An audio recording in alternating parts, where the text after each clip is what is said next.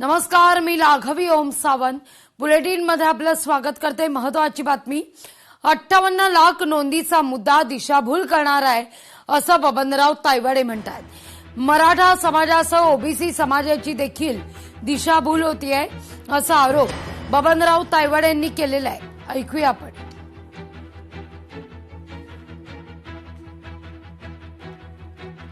लवकरच या सगळ्या संदर्भात हैदराबाद या ठिकाणी बैठक घेणार आहे।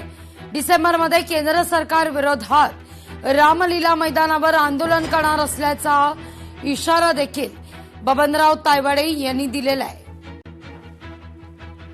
मी 58 लाख नोंदीवर याच्यापूर्वी सुद्धा अनेकदा स्पष्ट भूमिका मांडलेली आहे आणि ते सरकारने निर्गमित केलेल्या कागदपत्राच्या आधारे मांडलेली आहे की या 58 लाख नोंदी या आंदोलनकर्त्यांचं आंदोलन सुरू झाल्यानंतरच्या नाहीये। आणि आता तर सरकारने जी आकडेवारी स्पष्ट केली त्याच्यामध्ये सरळ सरळ सांगितलेलं आहे की 1986 ते 2023 या कालावधीमध्ये 37 लाख प्रमाणपत्र निर्गमित करण्यात आले होते।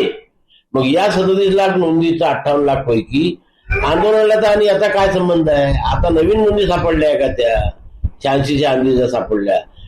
एससी एसटी प्रमाणे त्या 40 प्रश्नावलीमध्ये ओबीसीचा कॉलम सुद्धा समाविष्ट करावा आणि मग समाजाची जातनीय जनगणना करावी या मागणीकरता आता आम्ही सातत्याने देशामध्ये आंदोलनाची भूमिका घेतलेली आहे।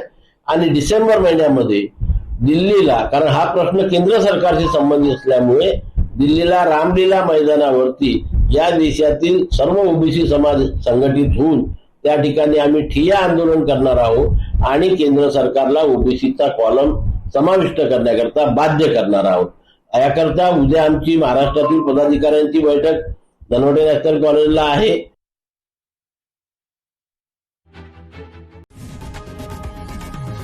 लोकशाही मराठी ऐका, पहा, जागरूक रहा।